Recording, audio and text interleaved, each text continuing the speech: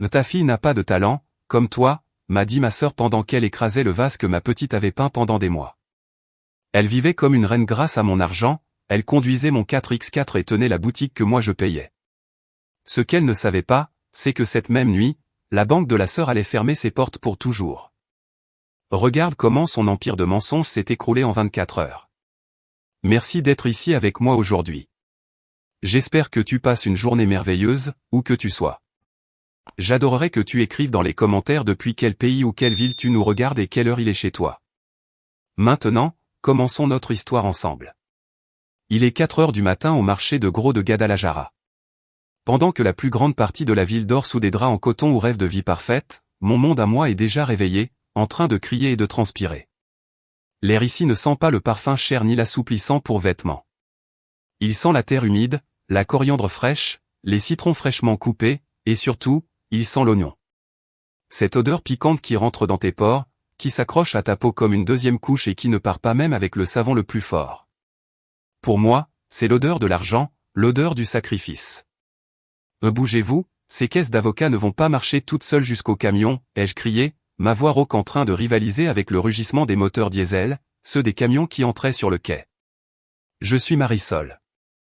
J'ai 40 ans, les mains calleuses, le dos douloureux, et un compte en banque que beaucoup envieraient, même si on me voyait dans la rue avec mes bottes de travail pleines de boue et mon gilet thermique usé, on penserait que je suis juste une employée de plus. Et ça me va. L'invisibilité a été ma cape de protection pendant des années, mais dans ma famille, l'invisibilité a un autre nom, celle qui paye. Mon téléphone a vibré dans la poche de mon jean. Je n'avais pas besoin de regarder l'écran pour savoir qui c'était, mais je l'ai fait quand même. Yolanda, ma grande sœur, la princesse. Celle qui, à 42 ans, croit encore que le monde lui doit du respect juste parce qu'elle existe. Allô, ai-je répondu en essayant de tenir le téléphone avec l'épaule pendant que je vérifiais une liste d'inventaire. Marisol, pour l'amour de Dieu, pourquoi tu ne réponds pas vite? Sa voix sonnait pâteuse, probablement à peine réveillée ou encore sous les effets du vin de la veille. J'ai besoin que tu me fasses un virement de 20 000 pesos là, tout de suite. J'ai soupiré. Un long soupir qui s'est perdu dans le bruit des manutentionnaires qui empilaient les caisses de tomates. Yolanda, il est 4 heures du matin. Pourquoi tu as besoin de 20 000 pesos à cette heure-ci? Ne sois pas stupide. Je n'en ai pas besoin à 4 heures. J'en ai besoin sur mon compte quand je serai vraiment réveillé. À 10 heures. Je dois payer la compte du traiteur pour ma fête de ce soir. Ces idiots disent que si je ne paye pas le reste avant midi, ils n'amènent pas le champagne importé. Et tu sais bien que je ne peux pas servir du mousseux national, Marisol. Qu'est-ce que mes amis vont dire? Qu'on est des naka. Naka. Ce mot sortait toujours de sa bouche. Ironique, venant d'une femme qui n'a pas travaillé une seule vraie journée de sa vie depuis 15 ans. Je t'ai déjà donné 50 000 la semaine dernière pour la fête, Yolanda, ai-je dit en essayant de garder mon calme. Ma patience était comme un élastique tiré au maximum, prêt à se rompre. Oh, s'il te plaît, commence pas avec tes comptes d'épicière, a-t-elle répondu avec mépris. L'argent part vite quand tu veux de la qualité. En plus, c'est mon anniversaire. Tu vas me gâcher mon jour pour quelques misérables pesos? Maman a dit que toi tu t'en occupes. Ne m'oblige pas à l'appeler pour lui dire que tu me fais pleurer. J'ai fermé les yeux un instant. La menace habituelle. Si Yolanda n'était pas heureuse, maman n'était pas heureuse. Et si maman n'était pas heureuse, ma vie devenait un enfer de reproches et de sermons sur la loyauté familiale. D'accord, ai-je dit, vaincu. Je te les transfère tout à l'heure, que ce soit avant 9 heures. Les écoute, essaie de bien te laver avant de venir à la fête. La dernière fois, tu sentais l'entrepôt. Je ne veux pas que mes invités froncent le nez quand je te prendrai dans mes bras. Elle a raccroché sans dire merci. Elle ne disait jamais merci. Je suis resté à regarder le téléphone, l'écran éclairant mes mains sales. Des mains qui portaient des caisses depuis que papa s'était abîmé le dos il y a 20 ans et que j'avais dû quitter l'université pour prendre en charge l'entreprise. Des mains qui avaient construit cet empire de fruits et légumes qui payait la maison de mes parents, les caprices de Yolanda et les études de ma fille. Tout va bien, chef, a demandé Don Chui, mon contremaître, en me regardant avec inquiétude. Tout va bien, Don Chui, ai-je menti en rangeant le téléphone. Ce sont juste des dépenses d'exploitation. cet après-midi-là, je suis sorti du marché à 14 heures. J'ai conduit mon vieux pick-up Ford, celui qui fait un bruit de ferraille à chaque nid de poule, jusqu'à l'école de ma fille. Estelita a 10 ans, et c'est la seule chose pure dans ma vie. Elle est timide, avec de grands yeux observateurs, très différente des cris et de la fausseté de ma famille. Quand je suis arrivé chez mes parents pour laisser quelques affaires avant d'aller me changer dans mon appartement, j'ai vu la scène qui, à chaque fois, me retournait l'estomac. Gare devant le garage, brillant sous le soleil de l'après-midi, il y avait le Chevrolet Suburban noir de l'année. Siège en cuir, toit ouvrant, système de son premium. Le 4x4 que j'ai acheté, qui est à mon nom, mais que Yolanda conduit parce que, elle doit garder son image, et que, toi, tu fais juste porter des caisses. Mon vieux Ford s'est arrêté derrière ce monstre de luxe. La différence entre les deux véhicules, c'était le résumé parfait de notre relation. Moi, j'étais le moteur bruyant et sale qui fait tout le travail. Elle était la carrosserie brillante qui reçoit tous les regards. Je suis entré dans la maison. Ma mère, lourde, était dans le salon en train de préparer des centres de table. « Ah, tu es arrivé » a-t-elle dit sans me regarder. « Laisse l'argent sur la table et s'il te plaît, ne touche pas aux nappes, tu as les mains noires. »« Bonjour maman, comment tu vas ?»« Moi je vais bien, merci de demander » ai-je dit avec sarcasme, même si je savais que ça ne servirait à rien. « Ne commence pas avec ton ironie, Marisol. Aujourd'hui, c'est le jour de ta sœur. » Elle a été très stressée par l'organisation. La pauvre, tu sais que ses nerfs sont fragiles.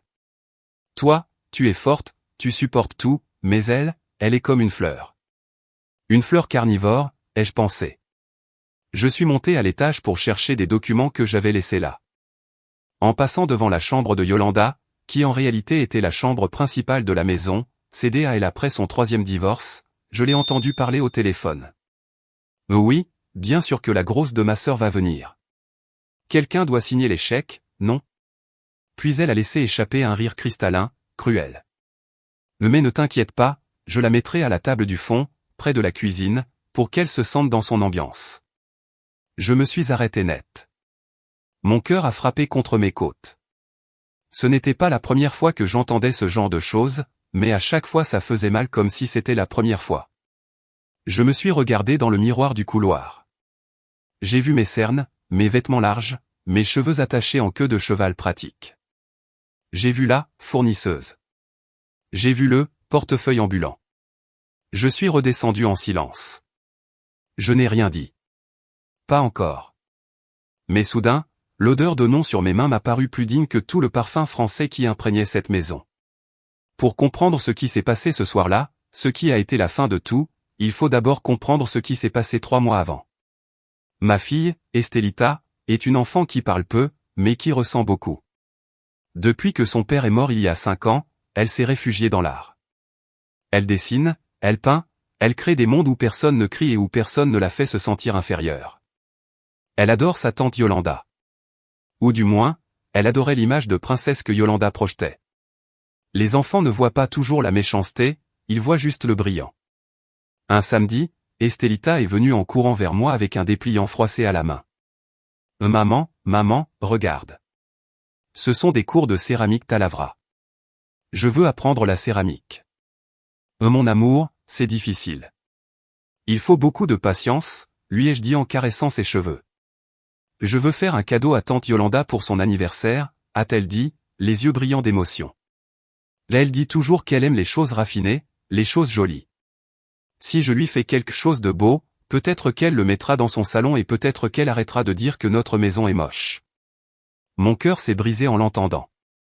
Ma fille, à seulement 10 ans, avait déjà intégré les mépris de ma sœur. Elle voulait acheter son affection, gagner son approbation à travers l'art. D'accord, mon ciel. Je vais t'inscrire. Pendant les 3 mois qui ont suivi, Estelita a vécu pour cet atelier. Tous les mardis et jeudis, j'allais la chercher avec les mains pleines de boue sèche et un sourire jusqu'aux oreilles. Aujourd'hui, j'ai appris à pétrir l'argile pour enlever les bulles d'air. Maman, si tu ne le fais pas bien, ça explose dans le four, m'expliquait-elle avec un sérieux technique. Je l'ai vue travailler sur ce projet avec une dévotion que beaucoup d'adultes n'ont pas. Elle a décidé de faire un service à thé, une théière et 4 tasses. Ce n'était pas un travail simple.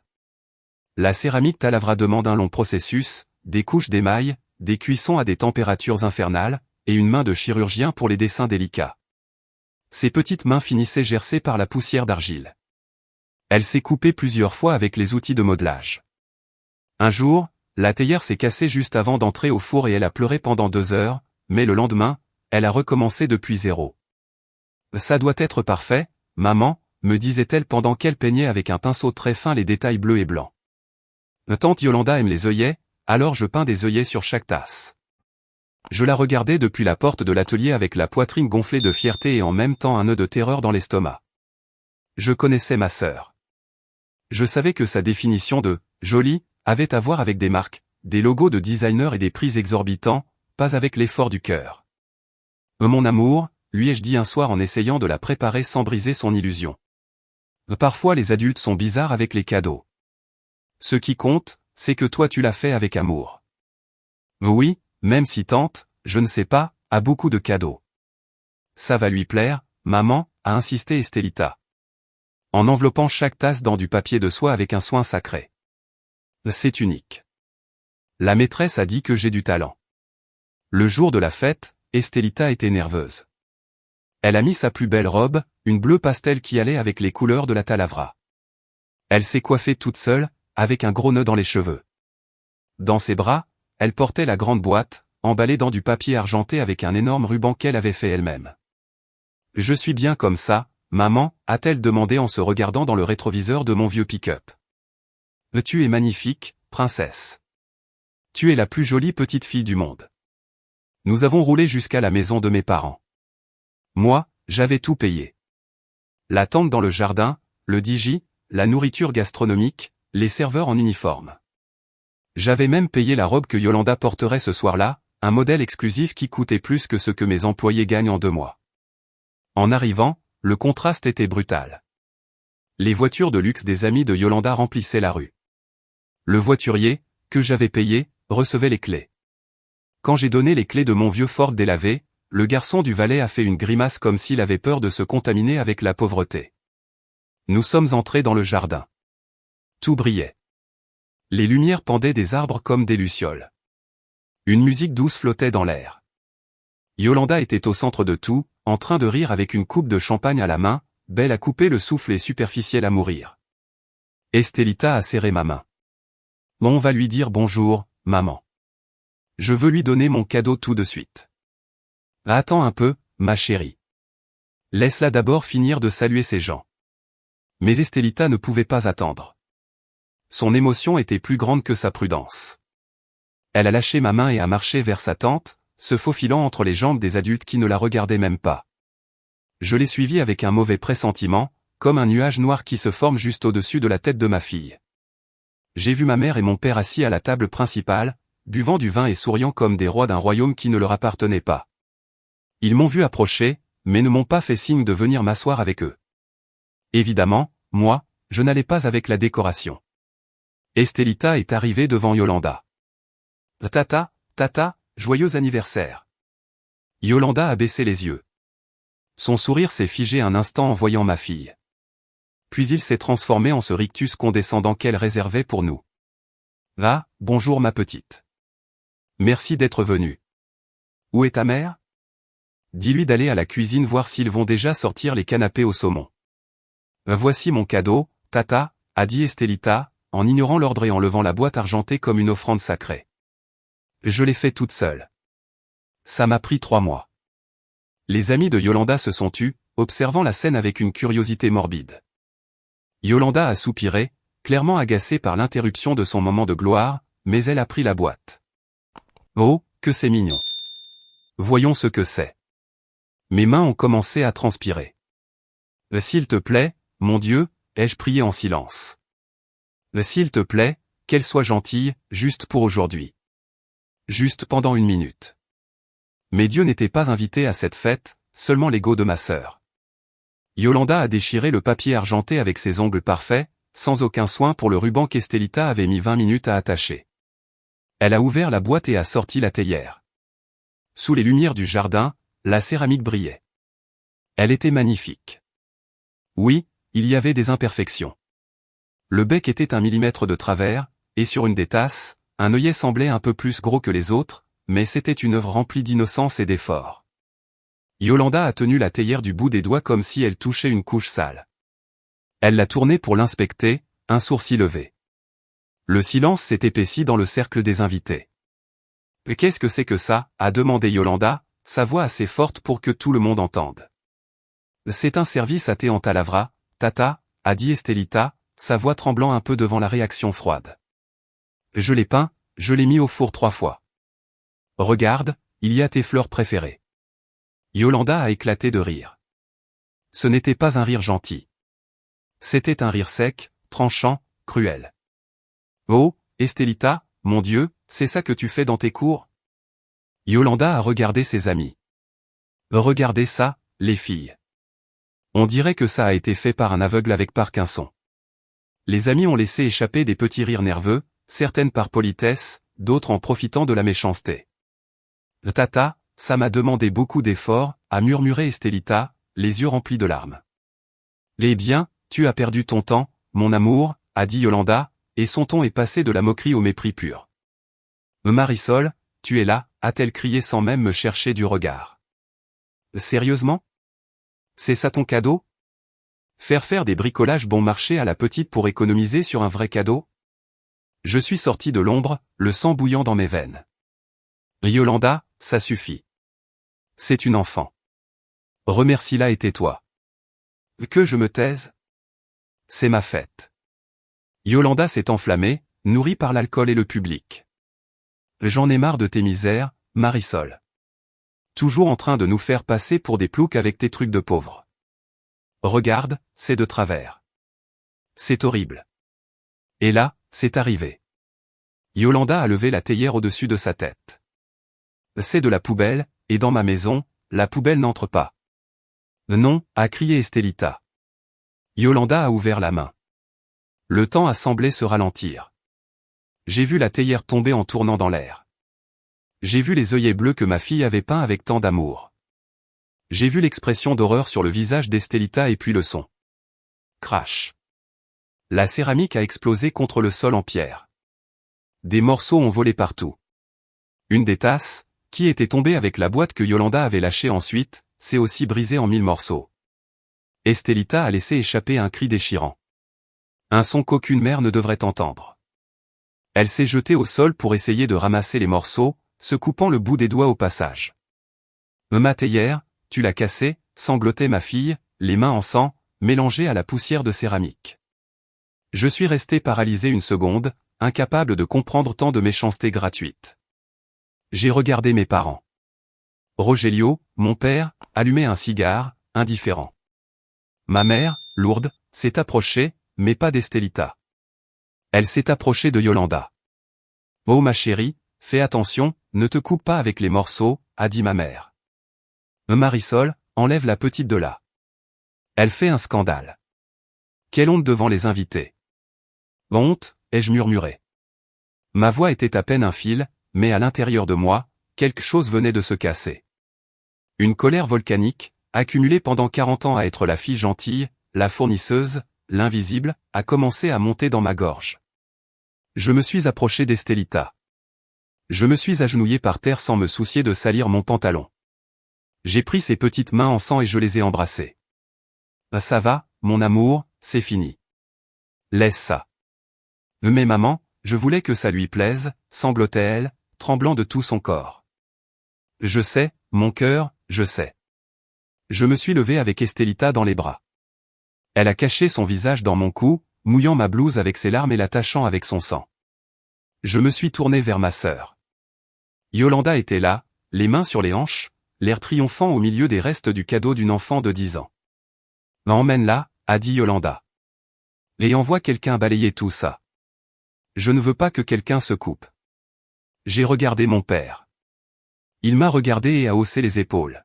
« Ta sœur est nerveuse, Marisol. Tu sais comment elle est. Ne fais pas de drame. En plus, ce vase était vraiment moche. Soyons honnêtes. Achète-lui un sac de marque demain et voilà. » J'ai senti une clarté glacée envahir mon esprit. La chaleur de la rage a disparu, remplacé par le froid absolu du calcul. J'ai regardé le suburban garé à l'entrée. J'ai regardé la robe de Yolanda. J'ai regardé la maison que moi j'entretenais. J'ai regardé les parents dont je payais les médicaments. Mais tu as raison, Yolanda, ai-je dit. Ma voix ne tremblait pas, elle était ferme, plate, morte. La poubelle ne devrait pas être ici. Exactement. Contente que tu comprennes, a-t-elle répondu en se retournant pour demander une autre coupe. Je n'ai pas crié. Je n'ai pas fait de scandale. Je ne leur ai pas donné le plaisir de m'appeler l'hystérique. Je me suis simplement retourné et je suis allé vers la sortie, ma fille dans les bras. Attends, a crié Yolanda quand j'étais déjà à la porte.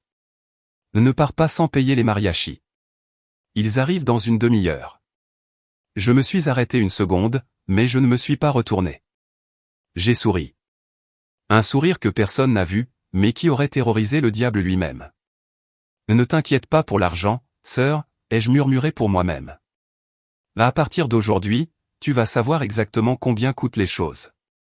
J'ai installé Estelita dans mon vieux Ford. En démarrant, j'ai vu dans le rétro les lumières de la fête. Ça ressemblait à une scène parfaite, mais le rideau allait tomber, et c'est moi qui allais éteindre les lumières pour toujours. Nous sommes rentrés à mon appartement. Estelita a pleuré tout le trajet, jusqu'à s'endormir d'épuisement émotionnel. Je lui ai lavé les mains avec délicatesse, j'ai désinfecté les petites coupures que la céramique avait laissées sur ses doigts, et je lui ai mis des pansements avec des dessins animés. Voir ses mains blessées a été le carburant dont j'avais besoin pour la suite. Je l'ai couchée, je l'ai couverte avec sa couverture préférée et je me suis assise à côté d'elle en lui caressant le front jusqu'à ce que sa respiration devienne régulière. Je te le promets, mon amour, ai-je murmuré dans l'obscurité de sa chambre. Plus jamais. Personne ne t'humiliera tant que je respirerai. Je suis sorti de sa chambre et j'ai fermé la porte doucement. Le silence chez moi était total, un contraste brutal avec le bruit et la musique de la fête que j'avais quittée, mais dans ma tête, c'était assourdissant. Je suis allé dans mon petit bureau, j'ai allumé la lampe de bureau et j'ai ouvert mon ordinateur portable. Je n'ai pas allumé la lumière principale. Je voulais l'obscurité. Je me suis servi un verre de tequila pur, sans citron, et je l'ai bu d'un coup pour calmer le tremblement de mes mains. Ce n'était pas de la peur, c'était l'adrénaline. J'ai ouvert un nouveau fichier Excel. Je l'ai appelé « Liquidation ». J'ai commencé à écrire. Au début, mes doigts volaient sur le clavier avec colère, tapant les touches avec force. Mais peu à peu, le rythme est devenu méthodique, précis. Colonne A, actifs et dépenses. Colonne B, bénéficiaires. Colonne C, statut. Chevrolet Suburban 2023. Conducteur principal, Yolanda. Propriétaire légal, Marisol. Mois. Paiement mensuel, 28 000 pesos. Assurance, 3 500 pesos. Loyer local commercial aux boutiques Yolanda Style à la zone Andar. Locataire, Marisol. Caution, Marisol. Loyer mensuel, 45 000 pesos. Carte de crédit American Express Platinum. Titulaire principal, Marisol. Utilisateur, Yolanda. Dépenses moyennes mensuelles, 60 000 pesos. Assurance santé majeure au papa et maman. Payeur, Marisol. Coût annuel, 180 000 pesos. Le service de la maison des parents, électricité, eau, internet, gaz, jardinier, femme de ménage. Payeur, Marisol. Prélèvement automatique. Total mensuel, 12 000 pesos. L'argent de poche pour Yolanda. Concept, aide à la sœur. Montant, 15 000 pesos, toutes les 2 semaines. Je me suis arrêté et j'ai regardé l'écran. La lumière bleue de l'ordinateur éclairait mon visage. J'ai fait la somme. J'ai fait une formule rapide pour calculer combien j'avais dépensé en 10 ans. Le chiffre qui est apparu dans la cellule, total général, m'a donné la nausée. 4 850 000 pesos MXN, presque 5 millions de pesos. Avec cet argent, j'aurais pu acheter une nouvelle maison. J'aurais pu emmener Estelita à Disney 10 fois. J'aurais pu doubler mon entreprise. J'aurais pu prendre ma retraite plus tôt. À la place, j'avais acheté du mépris. J'avais financé ma propre humiliation et celle de ma fille. Chaque peso que je leur avais donné n'avait pas acheté de l'amour. Il avait acheté leur permission de me traiter comme une poubelle, parce qu'il savait que je reviendrais toujours, chéquier ouvert, en mendiant un peu d'affection familiale. « Qu'est-ce que tu as été idiote, Marisol » ai-je dit à haute voix. Ma propre voix m'a semblé étrangère dans la pièce vide. « Et quelle idiote !» Mais la culpabilité n'a pas duré longtemps. Elle a été remplacée par une détermination froide comme l'acier. J'ai regardé la photo d'Estelita sur mon bureau, souriante avec son uniforme d'école. Puis j'ai regardé l'heure. Il était 2 heures du matin. J'ai pris mon téléphone. J'avais 20 appels manqués de ma mère et 10 messages vocaux. Je ne les ai pas écoutés. Je savais ce qu'ils disaient. « Où es-tu ? Tu dois payer les mariachis. Tu es égoïste. Yolanda pleure à cause de toi. » J'ai commencé à faire les appels qui allaient tout changer. Évidemment, à cette heure-là, personne ne répondait, mais j'ai laissé des mails programmés et des messages vocaux sur les boîtes de mes contacts clés. D'abord, l'avocat de l'entreprise. « Maître, j'ai besoin que vous prépariez les documents pour la rupture anticipée du contrat de location du local d'Andar. Oui, je sais qu'il y a une pénalité. Payez-la. Je veux le local vide pour demain. Ensuite, le service de sécurité privée et de récupération d'actifs que nous utilisions au marché pour récupérer l'argent des mauvais payeurs. Don Carlos, j'ai besoin d'une faveur personnelle. J'ai besoin de récupérer un véhicule, un suburban noir. J'ai la clé de secours et les papiers sont à mon nom. Demain à 13 h, je veux que ce soit public. Je veux une dépanneuse. Troisièmement, je suis entré dans l'appli de la banque. Mes doigts sont restés un moment au-dessus du bouton « Bloquer carte » à côté du nom de Yolanda. Je me suis rappelé la fois où elle m'avait dit que mes chaussures étaient des chaussures de grand-mère, pendant qu'elle achetait des talons à 10 000 pesos avec ma carte. Clic. Carte bloquée, déclarée volée, pour qu'il ne puisse pas la réactiver par téléphone. Puis je suis allé aux prélèvements automatiques. Électricité de la maison de mes parents, annulée. Eau, annulée. Internet, annulé. Netflix, annulé. Un par un, j'ai coupé les câbles qui les maintenaient connectés à mon système de survie. Je me suis senti comme un chirurgien en train d'enlever une tumeur.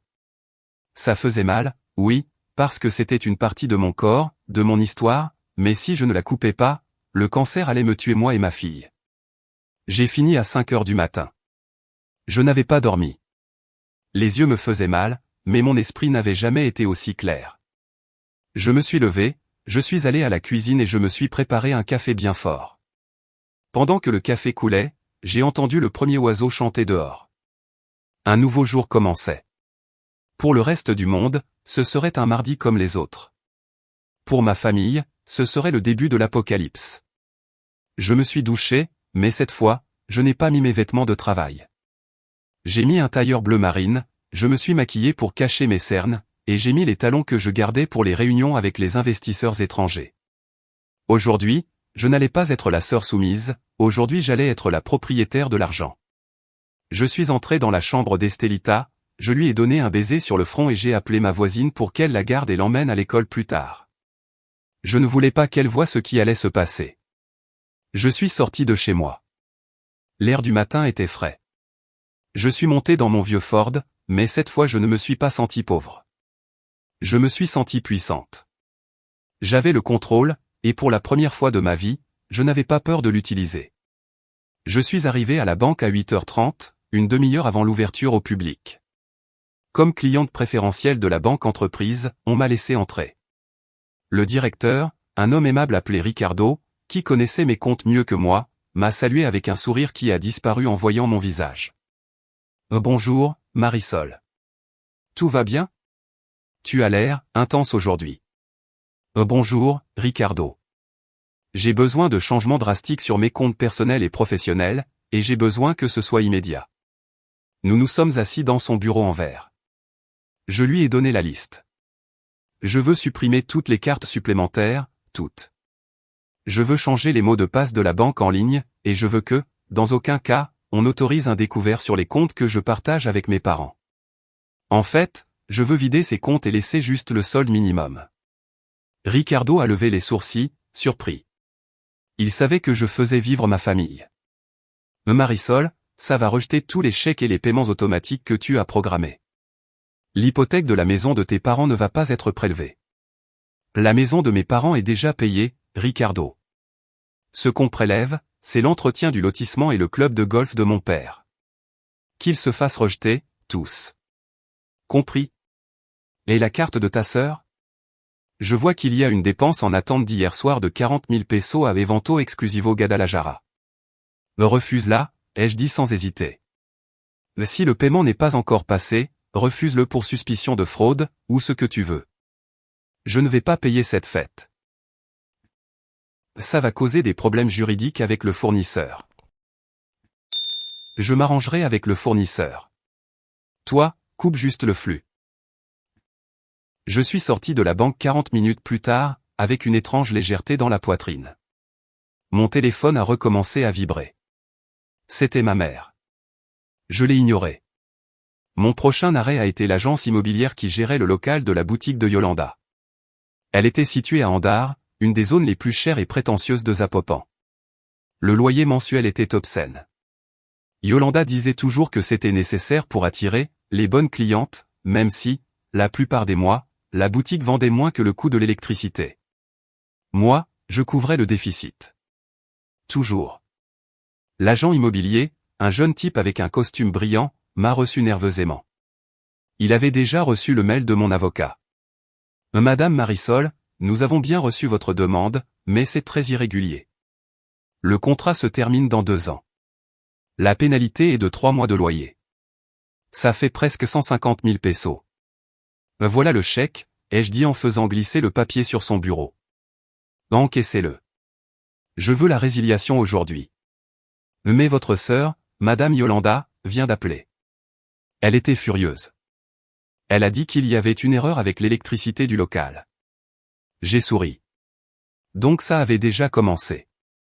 Il n'y a aucune erreur. C'est moi qui ai coupé les services. Écoutez-moi bien. Je suis la titulaire du contrat. C'est moi qui paye, et c'est moi qui dis que c'est fini. Je veux que vous veniez avec un serrurier à midi. Pas une minute avant, pas une minute après. À midi. Mais c'est l'heure de pointe. La boutique sera ouverte. Exactement. Je veux que vous changiez les serrures avec elle à l'intérieur. Vous en avez le droit. Le contrat dit que si le titulaire résilie, l'occupant doit quitter les lieux. Ça va faire un scandale, madame. Je m'en fiche du scandale. Je me soucie de mon argent. Vous le faites, ou je cherche une autre agence pour mes entrepôts au marché? Le jeune a dégluti. Il savait que je louais 3 grands entrepôts avec sa société. Je serai là à midi avec le serrurier. Je suis sorti du bureau et j'ai regardé ma montre. Il était 10h30.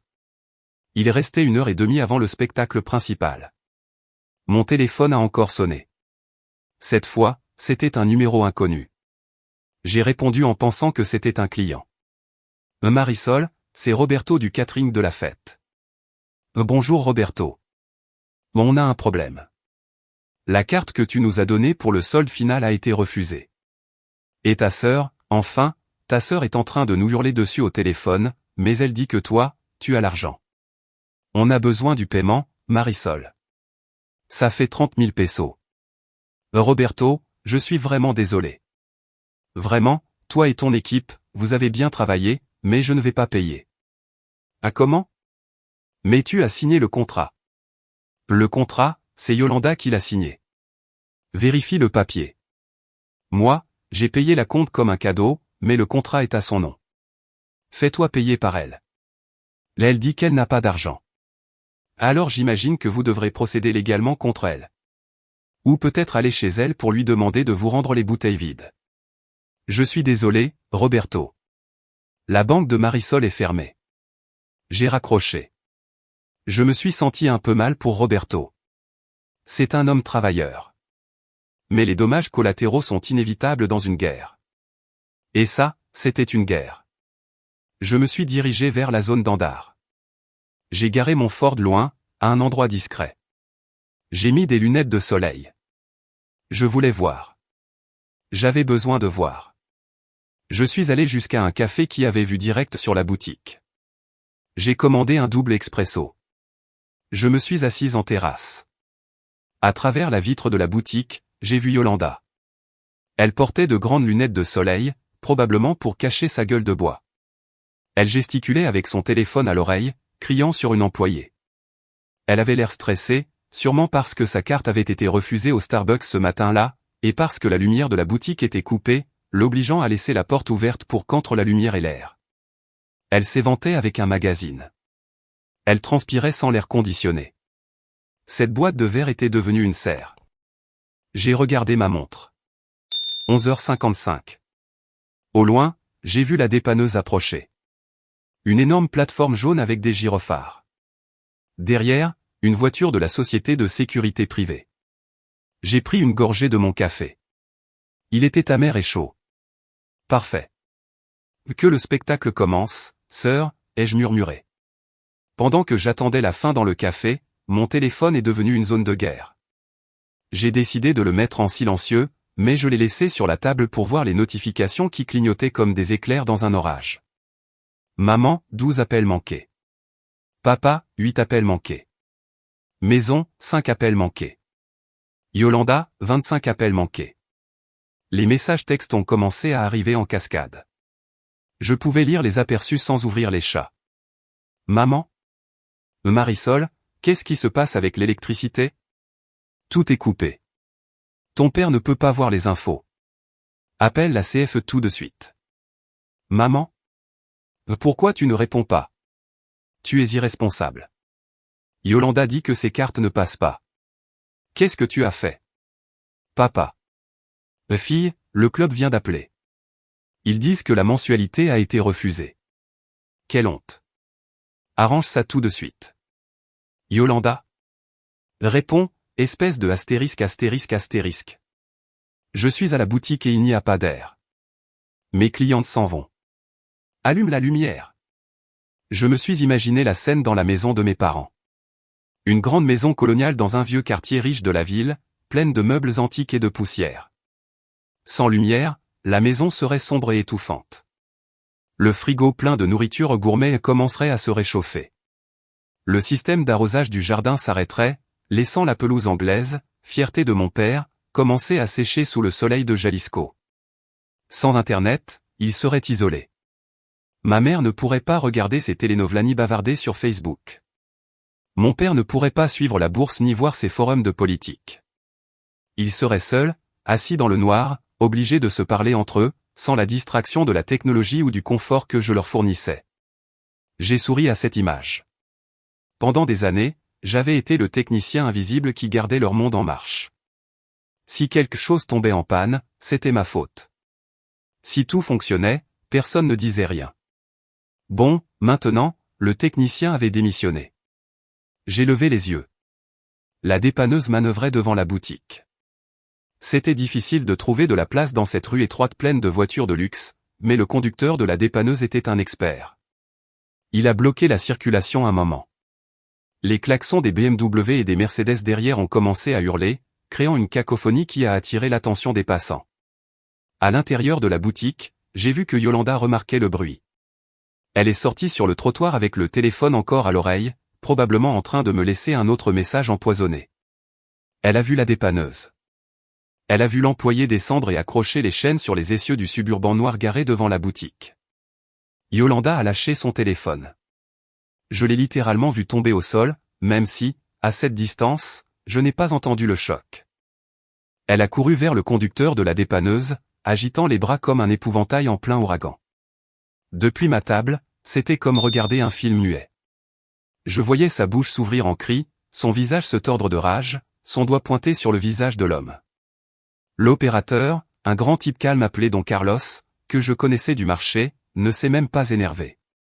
Il a juste continué à fixer les crochets. Yolanda a essayé d'ouvrir la porte du conducteur du 4x4. Elle était fermée. Elle a frappé la vitre avec la paume de la main. Les gens ont commencé à s'arrêter. Dans cette zone, le scandale est le pire des péchés, et Yolanda en faisait un en plein midi. Des dames bien habillées avec des sacs Louis Vuitton chuchotaient et pointaient du doigt. Des hommes d'affaires la regardaient avec mépris. Certains ont sorti leur téléphone. Et voilà. La plus grande peur de ma famille n'était pas la pauvreté, c'était la honte publique. Yolanda était en train de jouer le rôle principal du show de l'année. Don Carlos a sorti un papier et le lui a montré. Yolanda l'a arraché, l'a lu, puis l'a déchiré en morceaux qu'elle lui a jeté au visage. Mauvaise idée. J'ai vu 2 gardes de la sécurité privée, que j'avais engagés comme renfort, descendre de la voiture d'escorte et se mettre entre elle et l'opérateur. Elle a reculé, trébuchant sur ses talons aiguilles. Elle a failli tomber. Elle s'est agrippée à un poteau pour garder l'équilibre. Son image de reine de la mode s'était effondrée. Elle n'était plus qu'une femme désespérée, en sueur, au bord d'une crise de nerfs. Et puis le suburban a commencé à se lever. Les roues arrière se sont décollées de l'asphalte. Le véhicule, son trône mobile, son symbole de statut, était en train d'être emporté comme une vieille carcasse. Yolanda a mis les mains sur la tête. Elle a crié quelque chose vers le ciel. J'ai pu lire sur ses lèvres, Marisol. J'ai pris une autre gorgée de café. Il était délicieux. Mais le spectacle ne faisait que commencer. Au moment où la dépanneuse terminait d'attacher la camionnette, j'ai vu arriver l'agent immobilier avec un petit homme portant une boîte à outils, le serrurier. Le deuxième acte allait démarrer. La scène devant la boutique était devenue un aimant à curieux. À Andar, voir une dépanneuse emporter une voiture de luxe, ce n'est pas courant. En général, les problèmes se règlent avec des pots de vin discrets ou des coups de fil à des contacts influents. Mais là, c'était brut, bruyant et parfaitement légal. J'ai vu Yolanda courir quelques pas derrière la dépanneuse quand elle a commencé à avancer, comme si elle pouvait arrêter 3 tonnes de métal avec ses mains manucurées. Elle s'est arrêtée au milieu de la rue, haletante, les cheveux collés à son front par la sueur. Les voitures derrière elle lui ont klaxonné dessus pour qu'elle se pousse. Elle leur a crié une obscénité qui a sûrement fait se signer plus d'une bonne catholique. Elle est revenue sur le trottoir, vaincue, juste au moment où elle tombait nez à nez avec l'agent immobilier et le serrurier. Depuis ma position stratégique au café, je ne pouvais pas entendre les mots exacts, mais je connaissais le script. L'agent, avec sa chemise bien repassée et sa chemise serrée dans sa mallette, s'est approché d'elle. Yolanda, en pleine fureur, l'a accueillie avec agressivité. Je l'ai vu gesticuler en montrant la direction où la dépanneuse était partie, probablement en exigeant qu'il fasse quelque chose. Il a secoué la tête. Posture rigide, professionnelle. Il lui a tendu un document. Yolanda ne l'a pas pris, elle l'a repoussé. Le serrurier, lui, complètement indifférent au drame, est allé directement à la porte en verre de la boutique. Il a sorti une perceuse. Yolanda s'est rendue compte de ce qui se passait. Elle a oublié la camionnette et s'est jetée sur le serrurier. Je pouvais imaginer ses cris, « C'est ma boutique, vous n'avez pas le droit ». Les 2 gardes de sécurité privés qui étaient venus avec la dépanneuse, et qui avaient pour consigne de rester jusqu'à ce que le local soit sécurisé, sont intervenus, doucement mais fermement. Ils ont formé une barrière humaine entre elle et la porte. Elle a essayé de les pousser. C'était pathétique.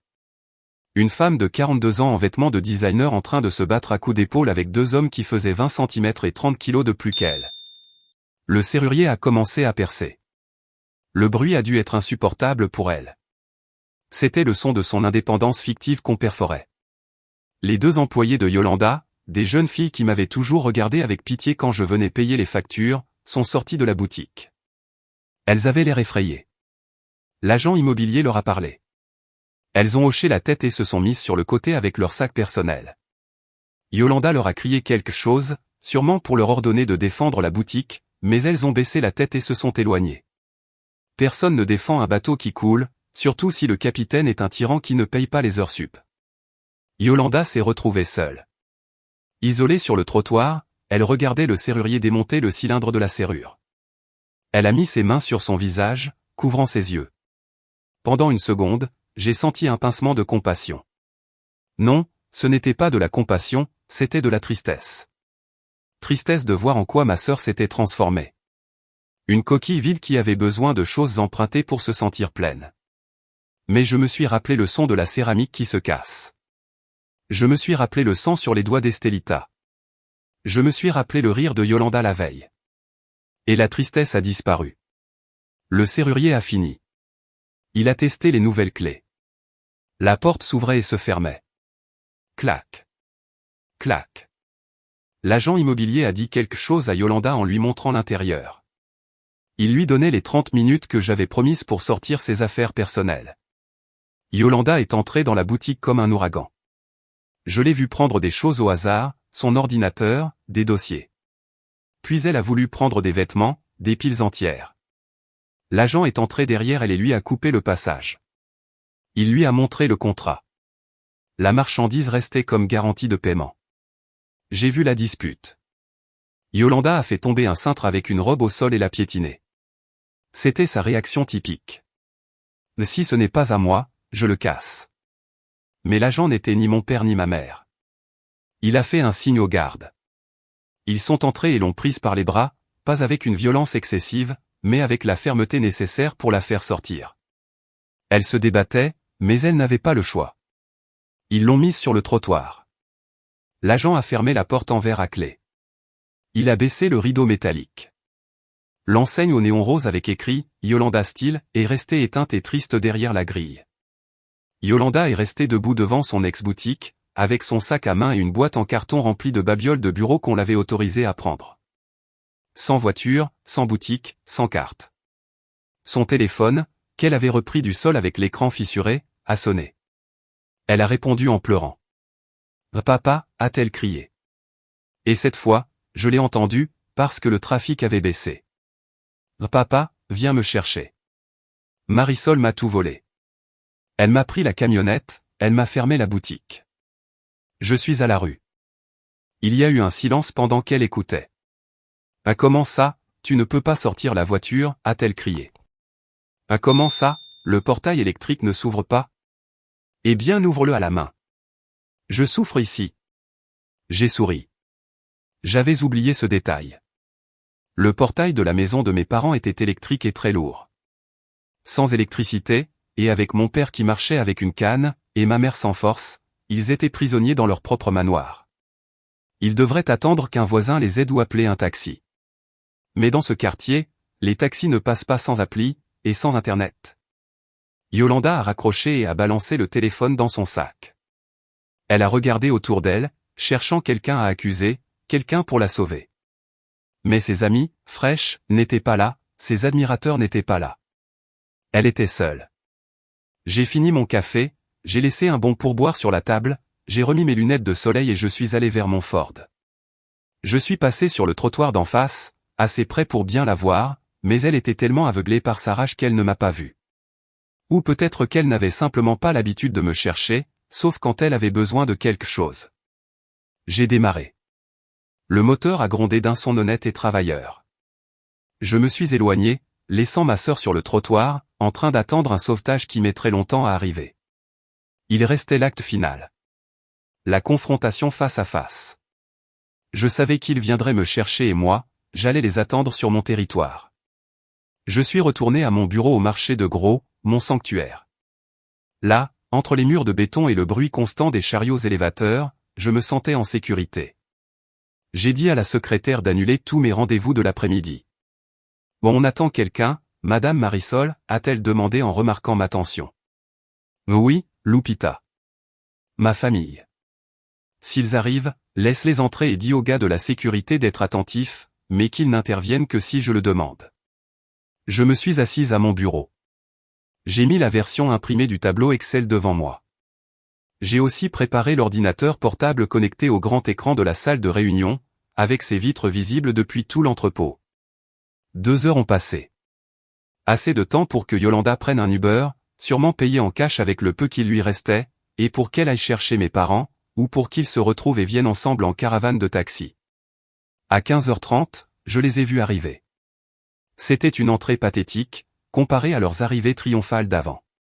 Yolanda arrivait les cheveux en bataille, le maquillage coulé, marchant avec difficulté parce qu'un de ses talons s'était cassé. Mon père, Rogelio, marchait en boitant, appuyé sur sa canne, la chemise en sueur et mal boutonnée. Ma mère, lourde, venait derrière, en s'éventant avec un prospectus, avec une tête de quelqu'un qui sent quelque chose de mauvais. Ils sont entrés dans l'entrepôt, regardant avec dégoût les caisses de fruits et les ouvriers en sueur. Pour eux, cet endroit était l'enfer. Pour moi, c'était la source de leur vie. Lupita a essayé de les saluer, mais mon père l'a repoussée avec la canne. « Où est-elle » a-t-il rugi. « Dans son bureau, monsieur » a dit Lupita, effrayée. Ils ont ouvert la porte de mon bureau sans frapper. Yolanda est entrée la première. Ses yeux injectés de sang se sont plantés sur moi. Sale chienne, a-t-elle hurlé en lançant son sac sur mon bureau. Rends-moi ma camionnette, rends-moi ma boutique. Pour qui tu te prends? Je suis restée assise, calme, les mains jointes sur mon bureau. Bonjour à vous aussi. Je vois que vous avez réussi à sortir de la maison sans lumière. Tais-toi, a intervenu mon père en frappant le sol avec sa canne. C'est toi qui as coupé la lumière. C'est toi qui as tout coupé. Tu as presque tué ta mère de peur. Quel genre de monstre fait ça à ses propres parents? Le même genre de monstre qui élève une fille pour qu'elle humilie une gamine de 10 ans, ai-je répondu d'une voix glaciale. Ma mère s'est avancée en se jouant la victime, la main sur la poitrine. Marisol, ma fille, s'il te plaît, tu exagères. C'était un accident. Le vase est tombé. Yolanda était nerveuse. Tu ne peux pas détruire ta famille pour une crise de caprice d'Estelita. Ce n'était pas un accident, maman. Et ce n'était pas un vase, c'était le cœur de ma fille. C'était une horreur en argile, a crié Yolanda. Et pour cette horreur, tu m'as humilié devant tout Guadalajara. Mes amis m'ont vu. Ils m'ont sorti comme une criminelle. Tu es une criminelle, Yolanda. Tu m'as volé pendant 10 ans. Je me suis levé et je suis allé vers l'écran de la salle de réunion. J'ai connecté le câble. Vous voulez voir pourquoi on est là? Asseyez-vous. Je ne m'assoirai pas sur tes chaises sales, a craché Yolanda. Alors regardez debout. J'ai lancé la vidéo. J'avais obtenu l'enregistrement de la fête du vidéaste que j'avais engagé. Il me l'avait envoyé le matin même pour un petit billet en plus. L'image était nette, en haute définition. On voyait Yolanda, belle et cruelle, tenant la théière. On entendait son rire. On dirait que ça a été fait par un aveugle. C'est de la poubelle. On voyait le moment exact où elle ouvrait la main volontairement. On entendait le crash et ensuite les pleurs d'Estelita, et le rire de mes parents. La salle est restée silencieuse pendant que la vidéo tournait. Mes parents se sont regardés, gênés. Yolanda a détourné le regard. Vous voyez ça, ai-je dit en pointant l'écran arrêté sur le visage de douleur de ma fille. Ça, ce n'est pas un accident. C'est de la cruauté. Et moi, j'ai financé cette cruauté. J'ai payé la robe que tu portais pendant que tu cassais le cadeau de ma fille. J'ai payé le vin qu'il buvait pendant qu'il riait d'elle. J'ai changé de diapositive. Le tableau Excel est apparu. Le chiffre de 4 850 000 pesos MXN brillait en rouge. Presque 5 millions de pesos. Voilà ce que vous m'avez coûté. Et en échange, je n'ai reçu que du mépris. Vous m'appelez un AK, vous m'appelez distributeur automatique, vous dites que je sens l'oignon. Ben, c'est vrai, a marmonné Yolanda, incapable de fermer sa bouche. Tu devrais nous remercier. Nous, on t'a donné de la classe. Sans nous, tu serais juste une maraîchère avec de l'argent. Mon père a hoché la tête. Ta sœur a raison, Marisol. L'argent n'achète pas le lignage. Nous, on t'a accepté malgré ton manque de raffinement, et voilà comment tu nous remercies. Tu es une ingrate. Tout ce que tu as, tu nous le dois. J'ai éclaté de rire. Un vrai rire, d'incrédulité pure. Je vous dois. Je suis allé jusqu'à la porte, je l'ai ouverte en grand. Regardez dehors. Regardez ces hommes qui portent des caisses. Regardez cette entreprise. C'est moi qui l'ai construite. C'est moi qui l'ai sauvée quand papa a dépensé l'héritage de grand-père en Paris et en voyage. C'est moi qui ai sauvé cette famille de la ruine. Et vous dites que vous m'avez accepté? Non. C'est fini. Je suis revenu au bureau et j'ai pris l'impression de l'Excel. Je l'ai lancé à Yolanda. Les pages ont volé dans l'air. Voilà ta facture. Je ne m'attends pas à ce que tu me rembourses, parce que je sais que tu es incapable de générer un peso toute seule. Mais le crédit est terminé. Tu ne peux pas nous faire ça, a dit ma mère, pour la première fois avec une voix tremblante, en comprenant que tout était réel. Ton père a besoin de ses médicaments. La maison a besoin d'entretien. Qu'est-ce qu'on va manger? Vous avez vos pensions. Elles sont petites, mais elles suffisent pour des haricots et des tortillas. Si vous voulez du luxe, que Yolanda travaille. Je ne sais pas travailler, a crié Yolanda. Je suis une image publique. Alors commence à vendre ton image, parce que tu n'as plus de boutique. Et au fait, la maison. Je me suis arrêté pour un effet dramatique. La maison est au nom de papa, c'est vrai, mais c'est moi qui paye la taxe foncière, l'eau et la lumière. À partir de demain, tout ça sera à votre charge. Si vous ne payez pas, l'État va vous la prendre. Tu es le diable, a crié mon père en levant sa canne pour me frapper. Cette fois, je ne suis pas resté immobile. J'ai attrapé la canne en l'air avant qu'elle me touche. Je l'ai arrachée de ses mains avec une force qui l'a fait vaciller. Non papa. Je suis la propriétaire de l'argent. Et ici, dans cet entrepôt, en ce moment, c'est moi Dieu. J'ai jeté la canne au sol. Le bruit du bois contre le béton a résonné comme un coup de marteau. Et dégagé. Maintenant. Avant que j'appelle la police pour intrusion et agression. Mes parents m'ont regardé avec terreur. Ils n'avaient jamais vu cette version de moi. Yolanda pleurait, mais cette fois, c'était de vraies larmes de peur. Elle a compris que le robinet était fermé pour toujours. Ils sont sortis du bureau. Yolanda a dû aider mon père à marcher, parce que je ne lui ai pas rendu sa canne. Ils ont traversé le couloir de l'entrepôt sous le regard de mes employés, humiliés, vaincus, et pour la première fois de leur vie, vraiment pauvres. Je suis resté à la porte, les regardant s'éloigner. L'odeur d'oignon remplissait l'air. J'ai inspiré profondément. Je n'avais jamais trouvé cette odeur aussi douce. C'était l'odeur de la liberté. Je suis sorti de l'entrepôt en me sentant flotter, mais la réalité a une façon cruelle de te ramener sur terre juste au moment où tu crois avoir gagné. Je pensais que la confrontation dans mon bureau avait été la fin, mais je me trompais. Au XXIe siècle, les guerres familiales ne se terminent pas avec une porte claquée. Elles se terminent avec une publication virale. Ce soir-là, pendant que je préparais un dîner simple pour Estelita, des molettes au fromage, son plat de réconfort préféré, mon téléphone a commencé à vibrer comme en crise d'épilepsie. Ce n'étaient pas des appels, c'étaient des notifications. Des centaines. Je me suis essuyé les mains et j'ai déverrouillé l'écran. Ce que j'ai vu m'a glacé le sang. Yolanda était en direct sur Facebook et Instagram. Je me suis assise sur le tabouret de la cuisine, le cœur battant dans la gorge, et j'ai cliqué sur « Voir la vidéo ». L'image était floue, mal éclairée, sûrement depuis la chambre de service chez mes parents, le seul endroit où il restait un filet de signal Wi-Fi d'un voisin, ou avec ses derniers mégas de données. Yolanda apparaissait sans maquillage, les cheveux volontairement en bataille, en pleurs.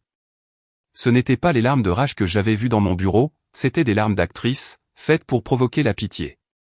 La amie, famille, sanglotait-elle en regardant la caméra avec des yeux de chiot battu. Je fais cette vidéo parce que j'ai peur pour ma vie et celle de mes parents âgés.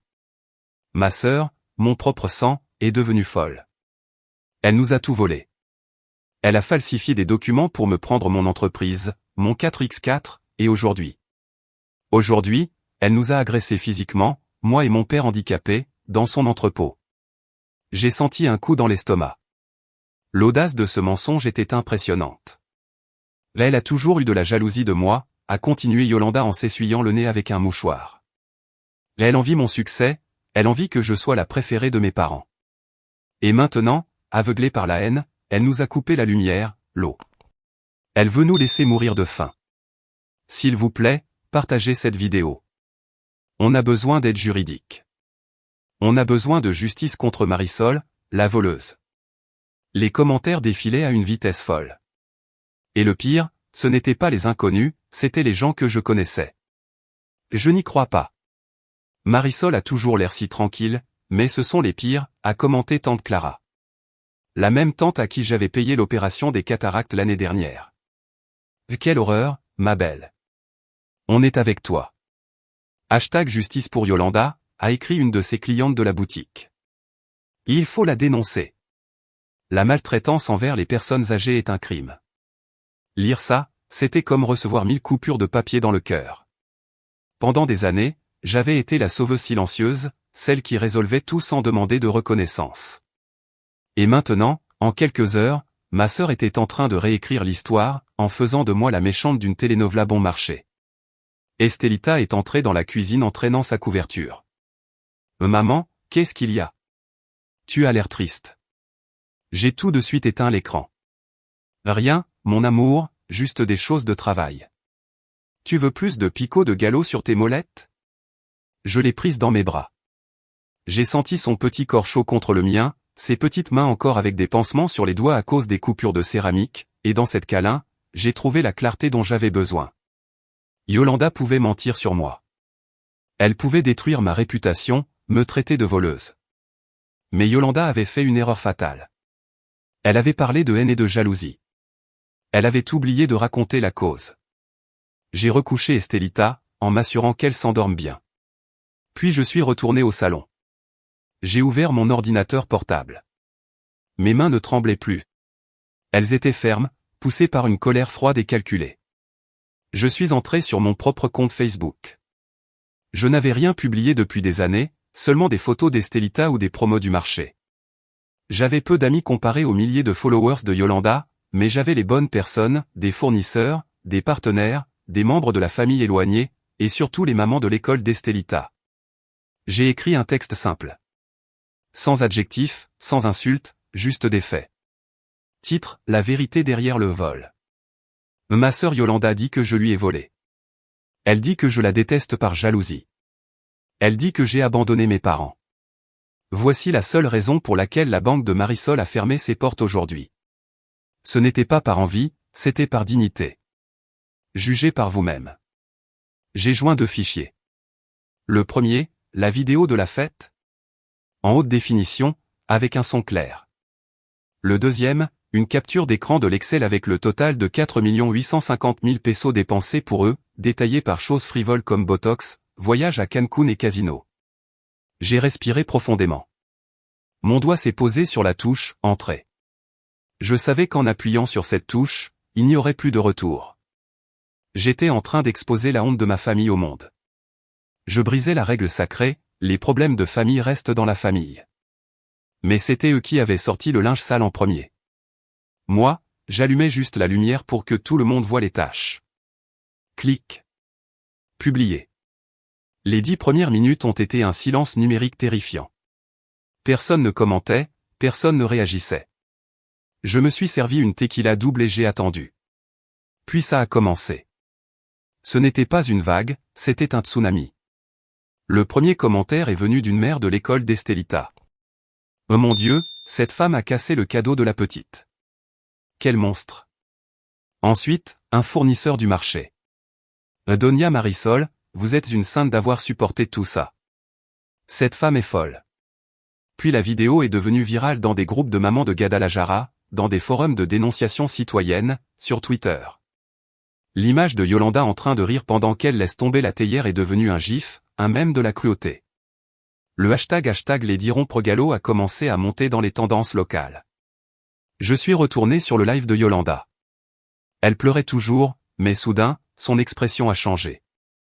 Elle a commencé à lire les nouveaux commentaires. Menteuse, on a vu la vidéo. Folle. Rembourse ta sœur. Abuseuse. Comment tu as pu faire ça à une enfant? J'espère que tu pourriras. Le visage de Yolanda s'est transformé. La vraie peur a remplacé le jeu d'actrice. Elle s'est penchée vers l'écran, lisant avec horreur. Non, c'est monté. Ce n'est pas vrai, balbutiait-elle. Mais Internet ne pardonne pas, et quand Internet sent du sang et des mensonges, il attaque en meute. Tante Clara, celle qui m'avait attaqué quelques minutes avant, a supprimé son commentaire sur le live de Yolanda et a commenté sur mon post. Ma fille, pardonne-moi. Je ne connaissais pas la vérité. Quelle horreur ce qu'ils t'ont fait. Tu peux compter sur moi. L'hypocrisie des gens me donnait la nausée. Mais ça jouait en ma faveur. En moins d'1 heure, la réputation de Yolanda était en miettes. Sa boutique, même déjà fermée, a reçu des centaines d'avis d'1 étoile sur Google Maps. Son image de femme de société s'est évaporée, laissant voir la maltraitante d'enfant qu'elle était en réalité. J'ai fermé l'ordinateur. Je n'ai pas ressenti de joie. Je n'ai pas ressenti de triomphe. J'ai ressenti une fatigue infinie, comme si j'avais couru un marathon avec des pierres sur le dos, mais j'ai aussi ressenti la paix. La vérité était dehors. Je n'avais plus rien à cacher. Je suis allé dormir. J'ai serré contre moi un oreiller qui sentait encore le shampoing à la camomille de ma fille. Pour la première fois en 10 ans, j'ai dormi sans l'angoisse de devoir régler la vie de quelqu'un d'autre le lendemain. 3 semaines ont passé. 3 semaines de silence total de ma part, et de bruit sourd et agonisant du côté d'eux. La curiosité est un défaut humain, et j'avoue que j'y ai cédé. Un vendredi après-midi, j'ai décidé de passer, par hasard, dans la rue de la maison de mes parents. Je n'allais pas m'arrêter, je voulais juste voir. Ce que j'ai vu m'a plus choqué que prévu. La pelouse anglaise de mon père, celle qu'il soignait plus que ses propres enfants, était jaune et morte. Sans système d'arrosage automatique, sans jardinier que je payais chaque quinzaine, le soleil de Jalisco l'avait brûlé. Les feuilles sèches s'accumulaient à l'entrée, donnant à la grande maison un air de maison abandonnée. Les fenêtres étaient grandes ouvertes pour essayer de faire entrer un peu d'air, maintenant que la climatisation centrale était un luxe du passé. Il n'y avait pas de voiture dans le garage. Le suburban n'était plus là, et la vieille Mercedes de mon père était en panne depuis des années. Je m'étais refusé à la réparer, parce que ça coûtait plus cher que la voiture elle-même. J'ai appris les détails grâce aux ragots du quartier et à quelques cousins lointains qui, voyant où était désormais l'argent, s'étaient approchés de moi comme des abeilles vers le miel. La vie dans cette maison était devenue un enfer. Sans mes cartes et sans mon cash, la réalité les a frappés comme un train lancé à pleine vitesse. Mes parents avaient bien une petite pension, oui, mais ensemble, ça arrivait à peine à 12 000 pesos par mois. Avant, ça, c'était ce qu'ils dépensaient en une seule soirée au restaurant. Maintenant, ils devaient tirer avec ça pour manger, acheter des médicaments génériques, parce que l'assurance privée avait été annulée, et payer les services de base qu'ils avaient dû remettre à leur nom avec des pénalités. Le plus gros problème, c'était Yolanda. On m'a raconté que ses cris s'entendaient jusque dans la rue. Incapable d'accepter sa nouvelle réalité, elle exigeait que mes parents vendent des tableaux, des bijoux, n'importe quoi pour garder son niveau de vie. Mais il n'y avait pas grand-chose à vendre. La plupart des meubles étaient vieux, et les bijoux de ma mère. Beaucoup avaient déjà été mis au clou pour payer les dettes de jeu de mon père, dettes que moi, j'avais fini par régler en secret. Le point de rupture est arrivé quand la nourriture s'est terminée. Littéralement, le frigo, un énorme Sub-Zero, avant rempli de fromages importés, de jambon serrano et de vin, contenait maintenant du lait bon marché, des tortillas et des haricots. Yolanda, dans une crise d'hystérie, a lancé une assiette de haricots contre le mur, en disant qu'elle ne mangeait pas de la nourriture de pauvre. Mon père, Rogelio, l'homme qui l'avait toujours défendu et qui m'avait traité de monstre, a finalement explosé. D'après ma cousine, il lui a crié. « Si tu ne veux pas de haricots, va travailler. » Marisol avait raison, tu es une bonne à rien. Cette phrase a dû lui faire plus mal que n'importe quelle gifle. Être traité d'inutile par le seul homme qui l'avait idolâtré. Et donc, la princesse de Polanco a dû sortir dans le monde réel. Sans expérience de travail, sans référence, qui allait la recommander après le scandale viral? Et avec une attitude exécrable en plus. Yolanda a enchaîné les entretiens, rejeté partout. Personne ne voulait embaucher #les rompre galop. Finalement, la nécessité a vaincu l'orgueil. Je l'ai vu. Je le jure, je l'ai vu. C'était un après-midi où je mettais de l'essence dans mon pick-up, dans une station près du centre-ville, loin de notre quartier habituel. Je suis entré dans l'Oxxo pour acheter une bouteille d'eau, et là, elle était. Elle portait l'uniforme rouge et jaune, un peu trop grand pour elle. Ses cheveux, avant d'un blond cendré parfait, fait dans des salons à 5000 pesos, montraient maintenant leurs racines sombres et des cheveux blancs. Elle n'avait pas de maquillage. Ses ongles, avant des griffes en acrylique décorées, étaient courts et sans vernis. Elle encaissait un café et des cigarettes à un ouvrier. « Ça fait 45 pesos, a-t-elle dit. Sa voix sonnait rauque, fatiguée, morte. L'homme lui a tendu un billet de 50. Elle lui a rendu la monnaie. Ses mains tremblaient un peu. Je suis resté figé dans le rayon de chips, l'observant à travers mes lunettes noires. Puis un groupe de jeunes filles est entré en riant. Elles se sont approchées du comptoir. L'une d'elles a fixé Yolanda. « Toi » a dit la fille en sortant son téléphone. « Tu n'es pas la femme de la vidéo, là ? Celle qui a cassé le vase de la petite ?» Yolanda est devenue pâle, elle a baissé les yeux sur la caisse. « Je ne sais pas de quoi vous parlez. Vous prenez quelque chose ? » « Si, c'est toi » a crié une autre en rigolant. « Non mais regarde-moi ça, meuf. » De propriétaire de boutique à caissière d'Oxxo. Le karma, c'est violent, hein ? Elles ont sorti leur téléphone et ont commencé à la filmer. « Allez, casse quelque chose ici. Casse ce paquet de chips. Vas-y. Ah, mais ici, tu dois payer. Yolanda a serré les lèvres. J'ai vu une larme solitaire glisser sur sa joue, traçant une ligne sur sa peau pâle. « S'il vous plaît, laissez-moi travailler », a-t-elle murmuré. Il n'y avait plus d'arrogance, plus de « classe ». Juste de l'humiliation pure. Le gérant est sorti de l'arrière-boutique, attiré par le bruit. « Qu'est-ce qu'il se passe ici, Rox? Tu fais encore des histoires? » Non, monsieur, ce sont elles qui me dérangent. Encaisse-les et c'est tout. Je ne veux pas de scandale, sinon tu pars. Il y a 10 personnes qui attendent ton poste. Yolanda a hoché la tête, soumise. Oui, monsieur. Pardon, monsieur. Je suis sorti du magasin sans acheter l'eau. Je me suis assise dans mon pick-up et j'ai dû respirer profond plusieurs fois pour calmer le tremblement de mes mains. J'ai ressenti de la peine. Oui, je suis humaine. Voir ma sœur, mon propre sang, réduite à ça, m'a fait mal. Mais je me suis rappelé le sang sur les doigts d'Estelita. Je me suis rappelé les 10 années de moquerie. Je me suis rappelé qu'elle avait eu toutes les chances du monde, tout mon argent, tout mon soutien, et qu'elle avait choisi de me cracher au visage. Elle n'était pas là à cause de moi. Elle était là à cause de ses choix. Moi, je lui avais seulement enlevé le matelas qui l'empêchait de toucher le sol. Et le sol, malheureusement, est dur. J'ai démarré et je suis parti. C'est la dernière fois que je l'ai vue en personne.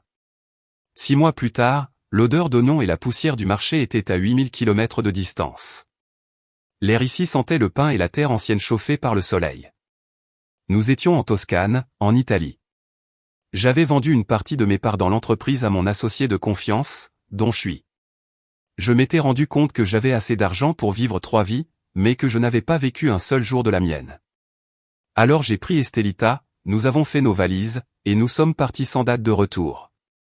Nous étions dans un petit village appelé Montlupo Fiorentino, célèbre pour sa céramique. Ironique, non? Ou peut-être poétique. Nous avons loué une petite maison en pierre avec vue sur une vallée verte. Estelita avait été acceptée dans un atelier d'été pour enfants prodiges dans une école d'art locale. Son talent, celui que ma sœur avait traité de « poubelle », ici, il était célébré. Je la regardais depuis la terrasse pendant que je buvais un verre de Chianti, un vin qui me semblait 1000 fois meilleur que le champagne prétentieux de la fête de Yolanda. Elle était assise dans le jardin, devant un chevalet, en train de peindre le coucher de soleil. Ce n'était plus la petite fille effrayée qui cachait ses mains. Elle avait fleuri.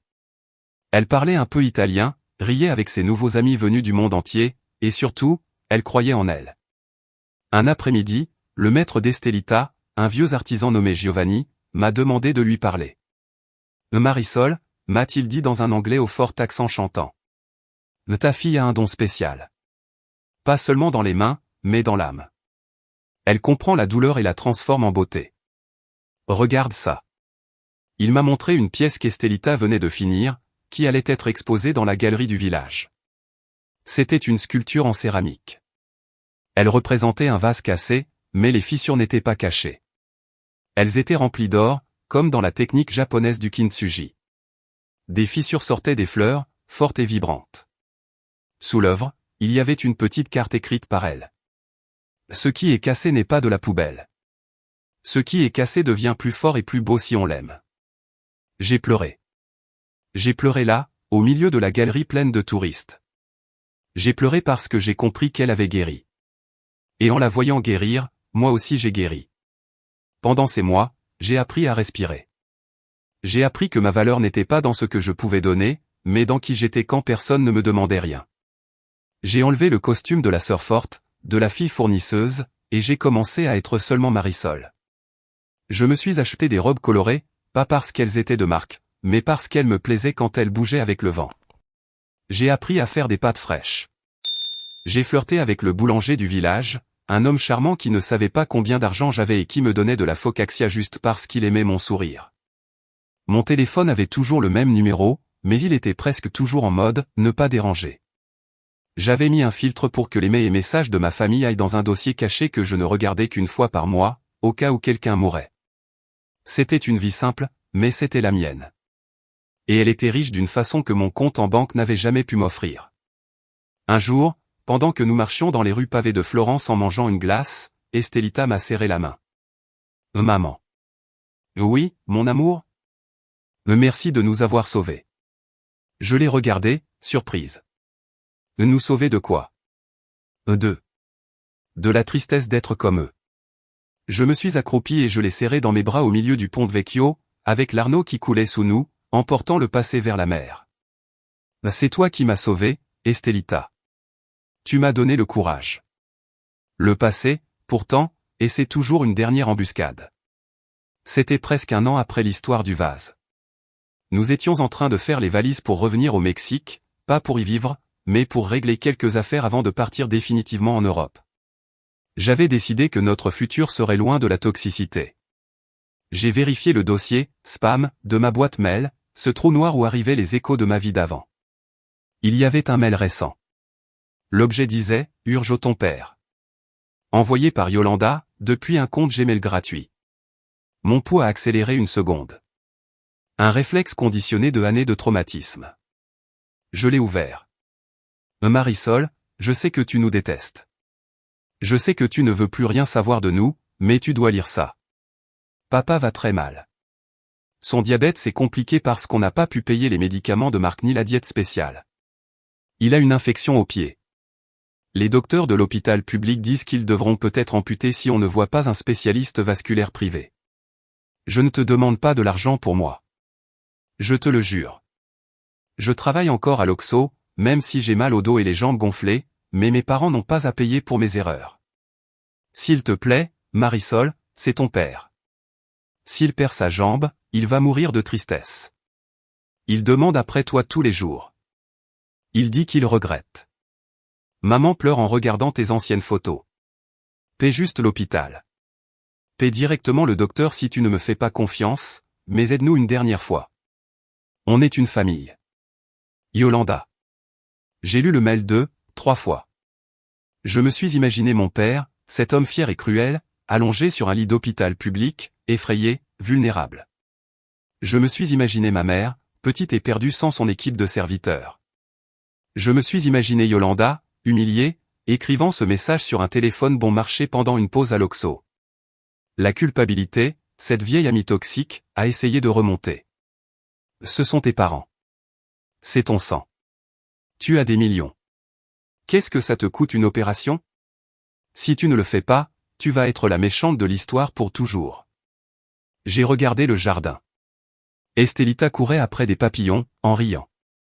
Son rire était de la musique. Une musique qu'ils avaient essayé d'éteindre. Si je payais cette opération, j'ouvrirais une porte. Juste un petit peu. Mais par cette petite ouverture, reviendraient les demandes, le chantage émotionnel, la toxicité. Merci, ma fille.